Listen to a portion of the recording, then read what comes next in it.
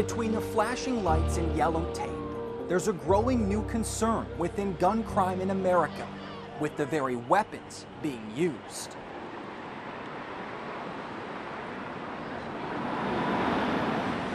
It's a new challenge in solving gun crimes, one that takes us to the ATF in Tampa. This is where we're going to put primarily our handguns. And inside their evidence vault to see the problem up close. As you can see, this particular firearm has no serial numbers anywhere identifiable. They're called ghost guns. They're untraceable, and investigators are finding more of them at crime scenes. They don't have a serial number.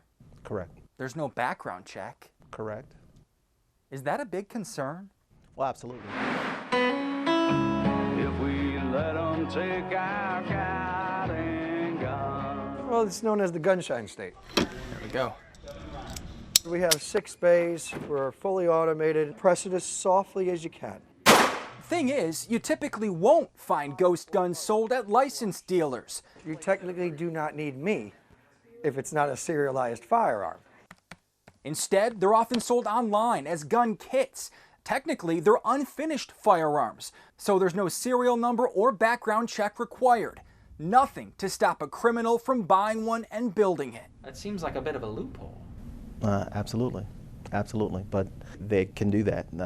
In our current state, that's absolutely what we see a lot of. Our interest in untraceable guns led to a rare offer from the ATF, a rare look at exactly how they trace all guns used in crimes. But the actual work doesn't happen here, not even close.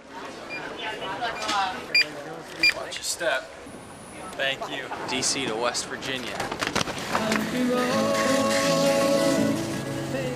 In fact, there's only one place in America where all crime guns are traced. Wow. There's not much out here. Martinsburg, West Virginia. Home to some 17,000 people and the ATF's National Tracing Center. So we're busier now than we've ever been. That's Neil Trotman, who led our tour of the facility. This is ATF's second largest facility. He got this out of the way quickly, so I will too. Tracing a gun is unlike anything you imagined. An officer will say, hey, we recovered a firearm, can you punch in the serial number and tell me the history of this gun? And that's not at all how the system works. So, how does it work? What make, model, and caliber do you have? When a cop finds a gun at a crime scene, they call the tracing center. Workers here take down the information and start making their own calls. First to the gun manufacturer, then the wholesaler, and eventually the retail dealer, who will have what's called a Form 4473, a record of the gun sale. On that, the name of the person who bought it. That's a lot of steps.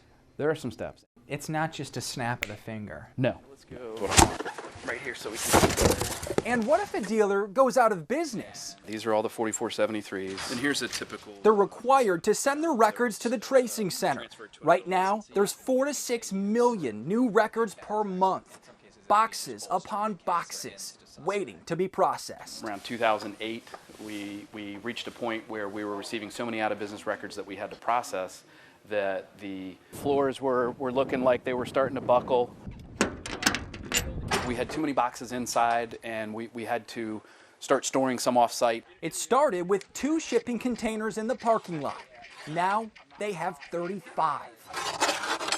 Eventually, the forms are processed. They're cut, scanned, and digitized. But to be clear, we're not inadvertently developing or perceiving to develop any kind of a searchable type system. Is that because there's such concern over that? Yes, that's exactly why. Because you've said that maybe 3 or 4 times. Yeah. that's because federal law prohibits them from creating a searchable database. When tracers comb through records, they can't just type in serial numbers and hit search. It's more like speed reading. And none of this is to mention the added challenge of ghost guns, which often can't be traced at all. Do you ever wonder, man, there's got to be a better way?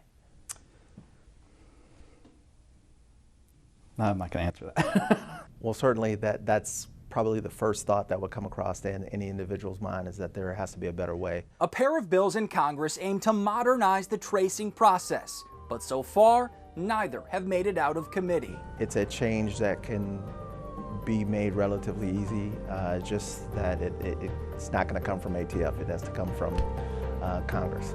Making the already tall task of tracing guns and solving crimes in the Sunshine State even harder yet. For the NBC2 investigators, I'm Evan Dean.